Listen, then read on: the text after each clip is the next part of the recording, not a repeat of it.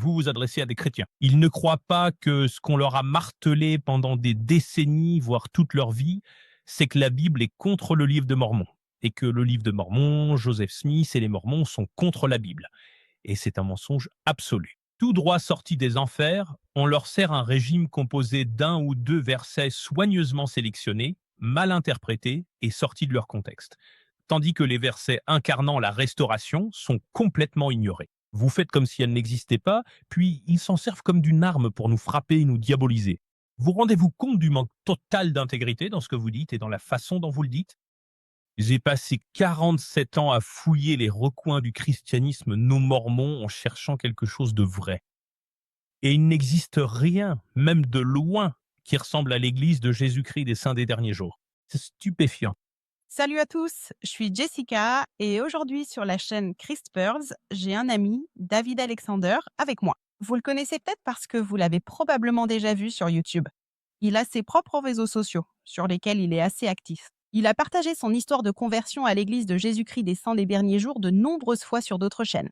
Et aujourd'hui, je voulais avoir son avis sur un moment culturel récent chez les LDS, où notre ami Jacob Ansem, que vous connaissez de Soulful Face, est passé dans l'émission Blaze TV avec Ali Beth Stuckey, qui est une chrétienne évangélique. Et elle a soulevé beaucoup de points intéressants qu'elle a discuté avec Jacob. Et je voulais avoir l'avis de David. David, veux-tu te présenter et nous en dire un peu plus sur toi avant qu'on commence? Bien sûr, je m'appelle David Alexander et je suis un récent converti à l'église de Jésus-Christ des saints des derniers jours. J'ai été baptisé il y a un peu plus de 3 ans et en fait, je cherchais l'église de Jésus-Christ des saints des derniers jours. J'ai cherché l'église restaurée pendant pratiquement toute ma vie d'adulte, depuis l'âge de 21 ans. Et je me suis égaré dans les broussailles confuses du christianisme non mormon, principalement dans le christianisme évangélique, mais avec quelques détours, pendant toute ma vie d'adulte, de 21 ans jusqu'à il y a 3 ans. Donc, vous savez, après avoir enfin trouvé ce que je cherchais, bah, imaginez que vous cherchez quelque chose pendant 47 ans, que vous désirez de tout votre cœur et que vous échouez lamentablement encore et encore, puis que vous le trouvez enfin, alors c'est comme un grand hurrah. Il est dit dans les proverbes que l'espérance différée rend le cœur malade. Mais un désir accompli est un arbre de vie. Donc, après avoir enfin trouvé ce que je cherchais, j'ai été stupéfait parce que ce n'est pas moi qui l'ai trouvé. Parce que depuis ma jeunesse, j'avais été persuadé par la calomnie et ce que j'appelle le brouillard accusateur. Tout ça, la brume de ténèbres, les accusations et les voix moqueuses venant du grand et spacieux édifice, tout cela n'était que ça remplissait mon âme, hein, en débordait. Et donc toute ma vie, j'étais comme cela, ces mormons, c'est juste une secte maléfique, il n'y a aucune lumière là-bas. Je n'aurais même pas envisagé de regarder là-bas. Il y a rien à voir là-bas.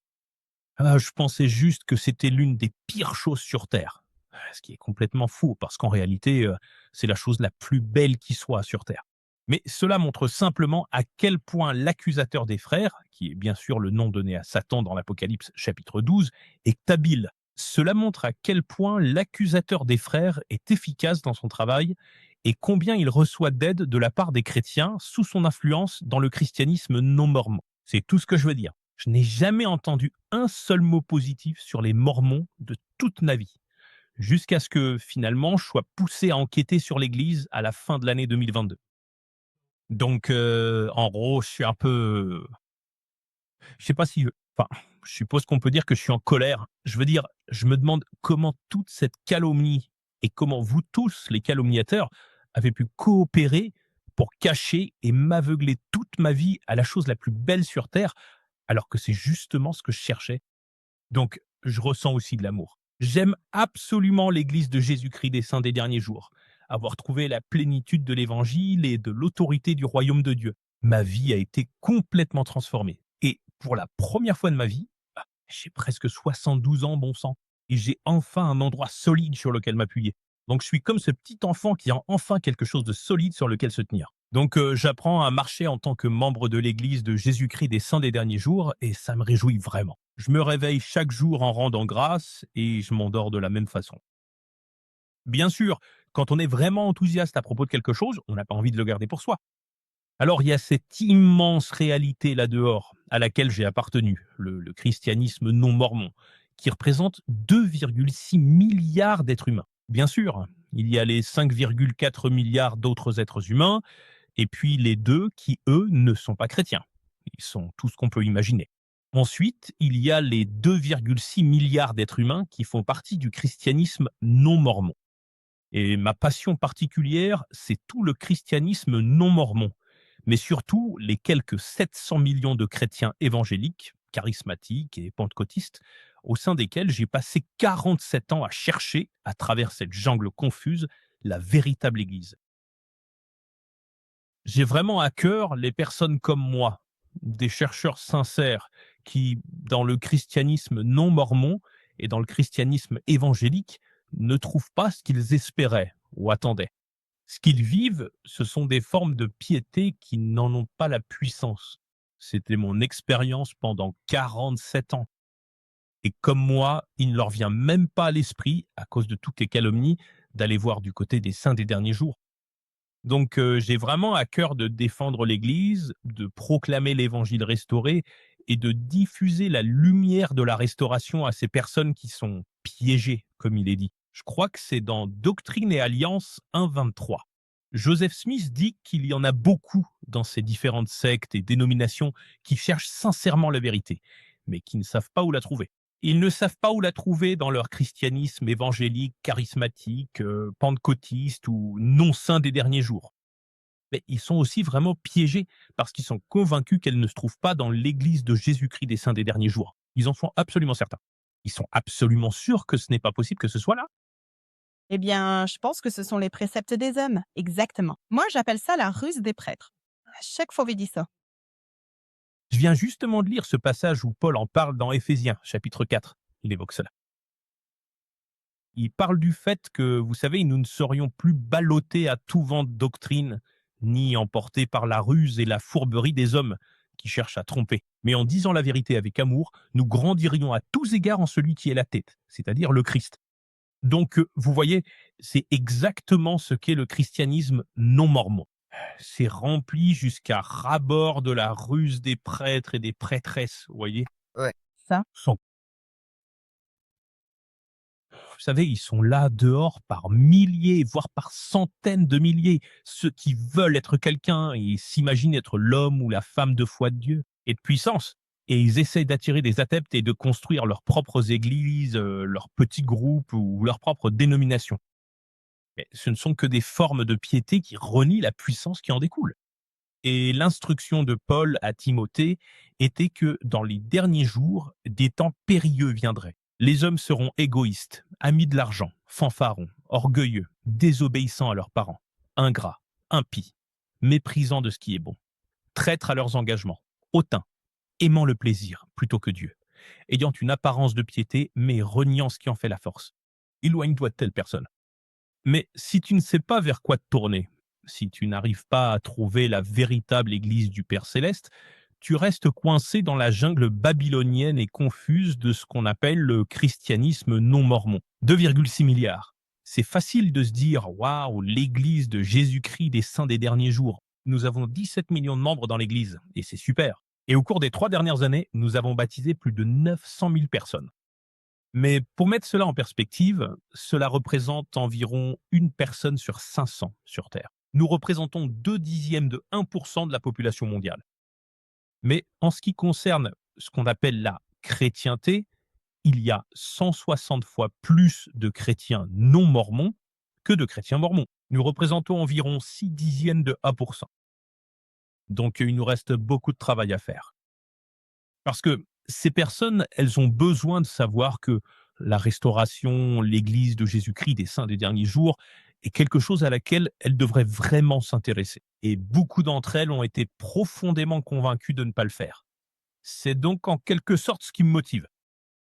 Eh bien oui.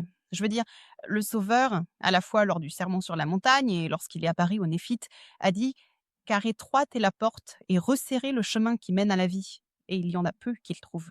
Oui. Et je pense que c'est à cause de toute cette ruse. Oui, comme Éphésiens en parle justement. Oui. Ouais, la ruse, et il semble vraiment que Satan mène bien son jeu pour maintenir les gens dans cette servitude où ils peuvent pas, je suppose, briser les chaînes de ces traditions qui se perpétuent depuis que les apostasies ont commencé dans l'Antiquité. C'est vrai. J'aime le fait que tu aies cette perspective. que tu aies ressenti et vu à quoi ressemble cette servitude.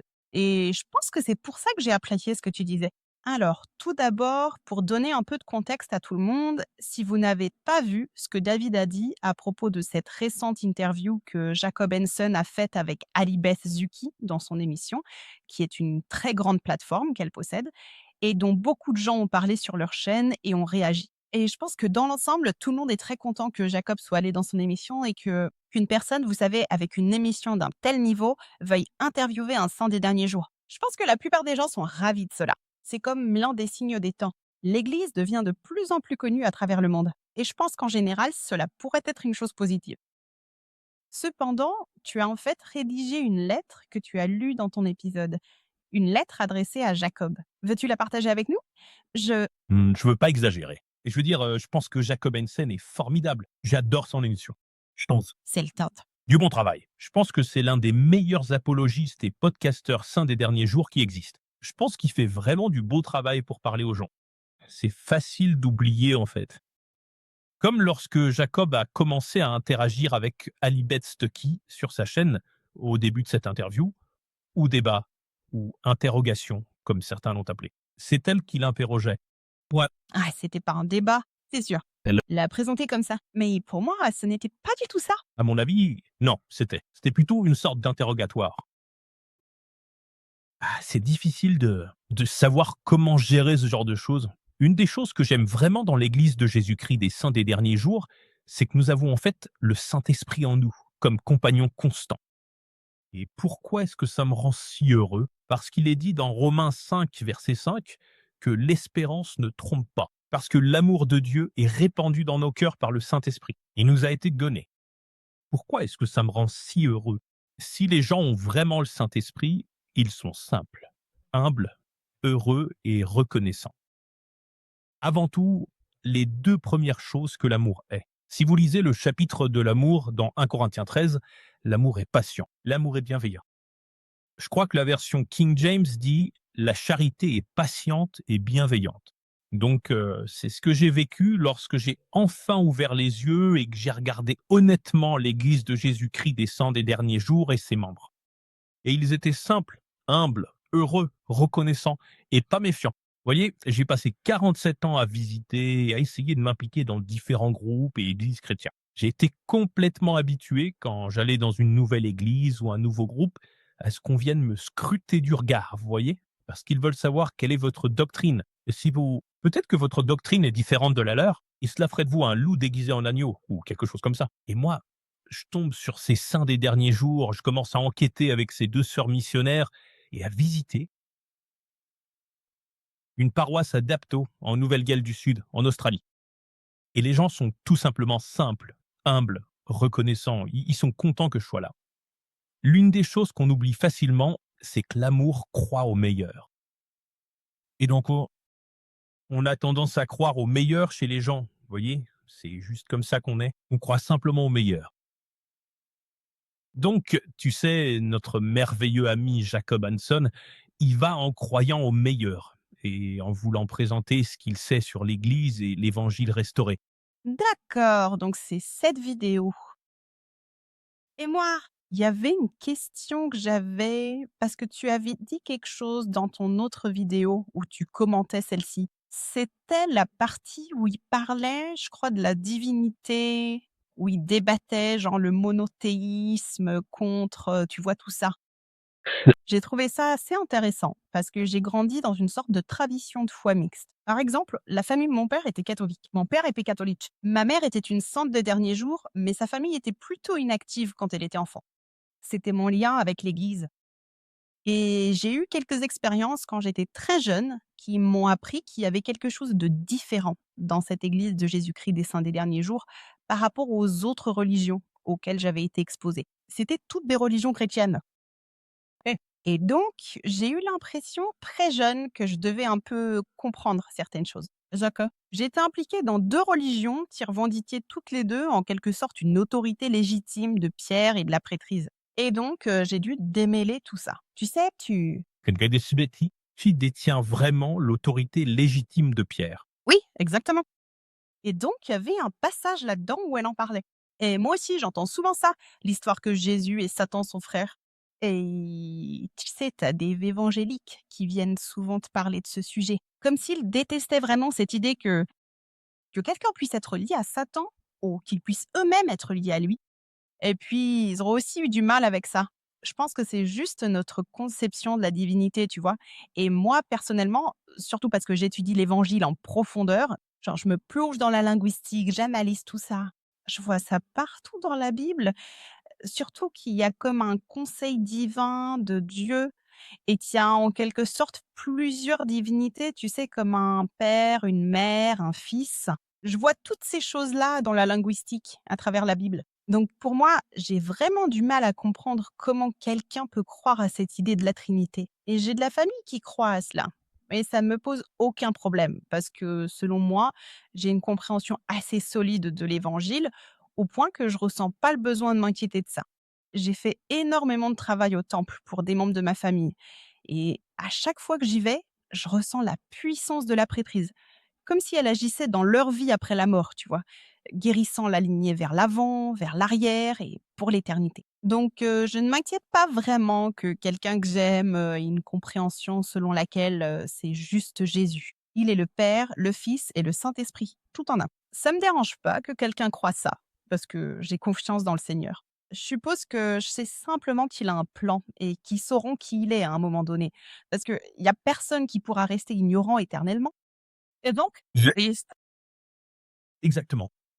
Quand toutes ces personnes qui pensent qu'on est complètement à côté de la plaque passeront de l'autre côté du voile, elles vont avoir un vrai déclic. Ouais, tu verras. se passe. Ils vont avoir l'occasion de se réveiller et de sentir l'odeur du Diet Coke. Je veux dire Diet Coke au citron vert. C'est comme ça que je l'aime. le Diet Coke au citron vert. Et sérieusement, c'est comme, tu sais, ils croient en la Trinité, mais tu sais ce qu'ils font aussi? C'est ça le truc. Je suis tellement reconnaissant d'être dans l'église de Jésus-Christ des saints des derniers jours parce que je n'ai plus besoin d'être schizophrène. Dans le christianisme non mormon, c'est comme si tu croyais que Dieu est ton père, mais tu crois aussi que croire que Dieu est ton père est une hérésie. En même temps, c'est comme, parce que si tu crois vraiment que Dieu est ton père, alors ce que tu dis, c'est que tu es engendré par Dieu en tant que ses enfants. Et toute personne sensée sait que le Père céleste a intégré dans toute la structure de la réalité de tous les êtres vivants, que les choses portent du fruit selon leur espèce. Oui, comme dans La Genèse. Si Dieu est ton Père, tu as le potentiel d'être comme lui. Et c'est évident parce que nous savons que Jésus est le Fils unique engendré de Dieu. En tant que garçon catholique, ayant grandi dans l'Église catholique, je crois que Jésus est le Fils de Dieu. Dès que tu commences à lire ta Bible, tu peux voir clairement que tout le plan, c'est qu'on est censé devenir comme Jésus. Jésus. Ce qui veut dire qu'on est censé devenir comme Dieu. Exactement. Il est dit dans quoi déjà? Dans Romains chapitre 8, verset 29, que ceux qui ont été prédestinés devaient être conformés à l'image de son Fils, du Fils de notre Père, Jésus, afin qu'il soit le premier-né d'une multitude de frères. Éphésiens chapitre 4. Il est dit que le but ultime, c'est que nous parvenions à la mesure de la stature du Christ et que nous grandissions en tout dans celui qui est la tête, c'est-à-dire le Christ. Et il est écrit dans le bon vieux Pierre, deuxième épître de Pierre, chapitre 1, verset 5, que tout le but de l'évangile, c'est que nous devenions participants de la nature divine. Donc tout ça, c'est bien là, dans la Bible. Le problème, c'est que lorsque Jacob s'assoit, je veux dire, il a bon cœur et il croit au meilleur.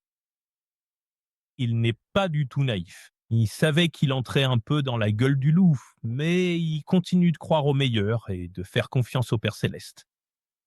Mais c'est un art, ce n'est pas une science. Ce n'est pas facile de savoir comment essayer de communiquer efficacement et de présenter la restauration et l'évangile restauré à quelqu'un. Quand tu es assis, qui sont assis là sur le canapé en face de toi et qui disent: «Ah, nous sommes tellement contents que tu sois là». C'est très noble de ta part d'accepter de venir essayer de nous expliquer ta foi. Mais ce que tu regardes, c'est que tu essayes de communiquer avec un être humain publiquement. Quelque chose qui va être publié publiquement.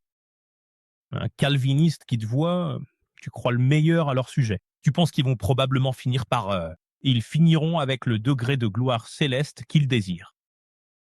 D'accord. ouais et je pense qu'il peut dire. Elle est assise là, qu'elle regarde Jacob Hansen et ce qu'elle voit, c'est un être humain qui, s'il venait à mourir là, dans son studio, ce serait tout à fait juste.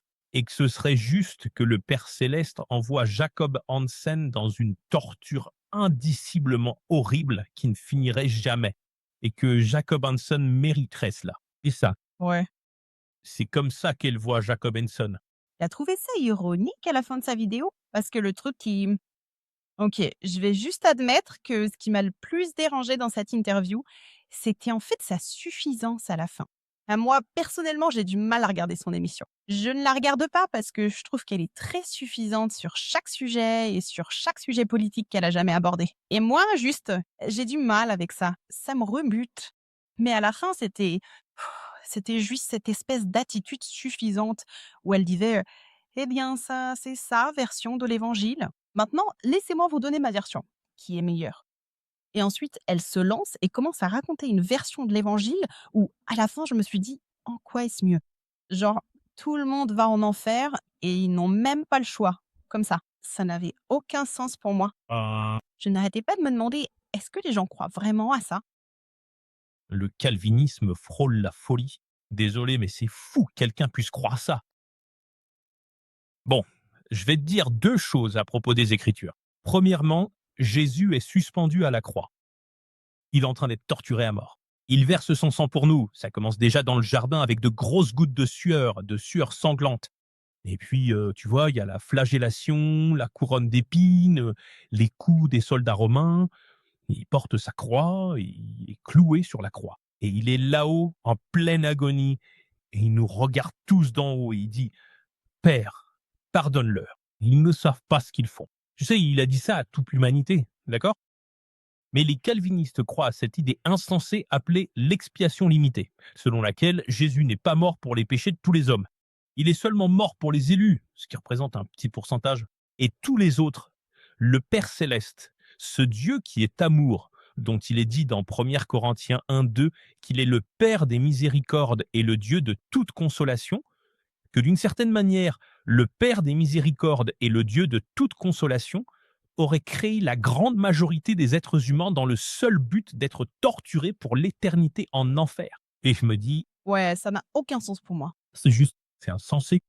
Mais Ali Bedstuki est dans le même camp, et on pourrait presque dire qu'en tant que disciple, elle a une perspective très similaire à celle de John MacArthur avant sa mort, l'année dernière. Et John MacArthur n'a cessé de critiquer les Mormons. Il a critiqué les Mormons pendant 40 ans avant de finalement mourir l'année dernière.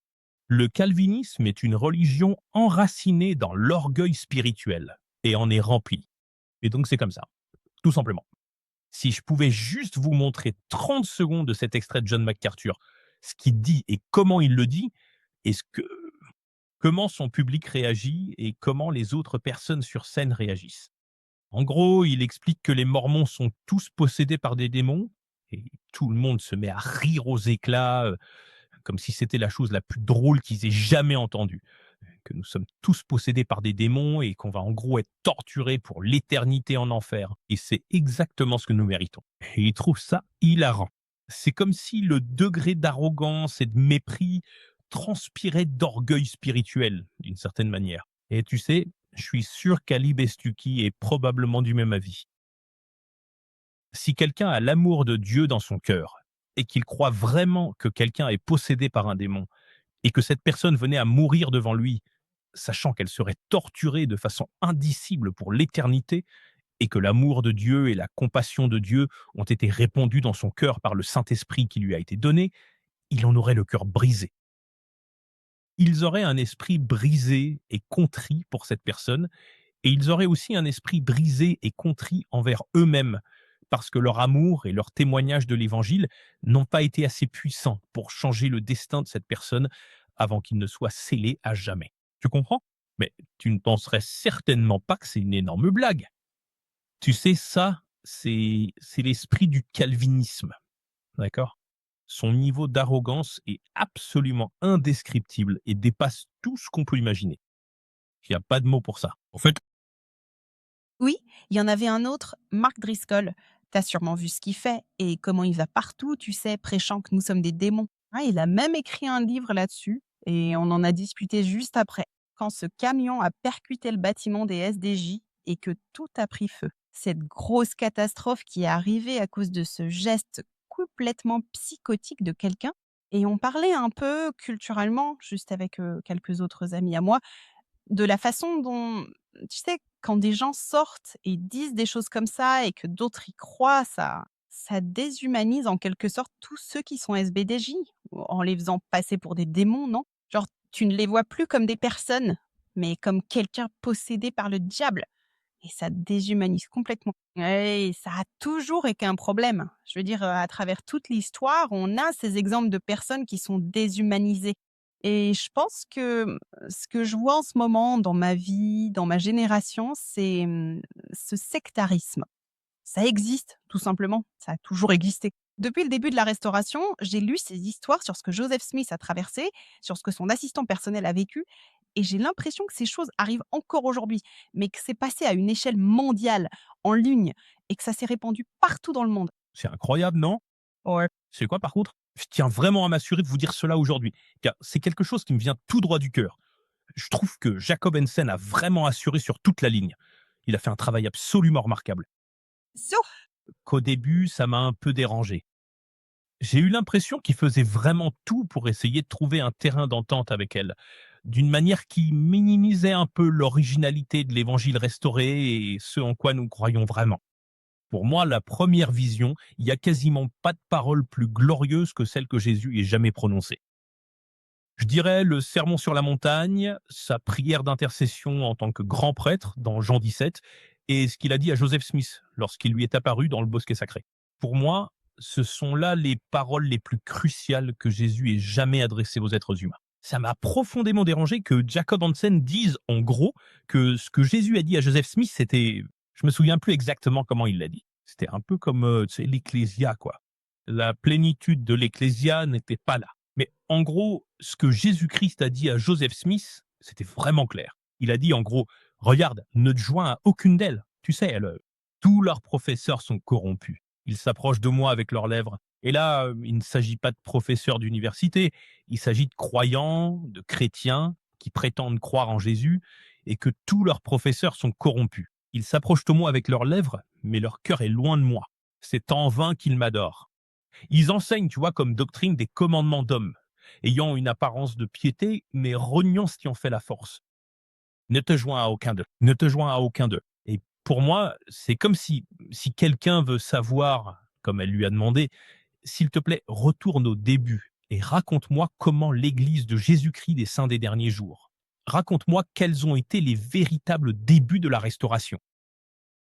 Et pour moi, répondre à cela sans vraiment donner les mots précis que Jésus a adressés à Joseph Smith, mais en remplaçant un peu par ses propres mots, qui sont en fait beaucoup plus acceptables, comme oh, eh bien, tu sais, la plénitude de l'évangile et l'ecclésiaste. Jésus n'a absolument rien dit de tout cela.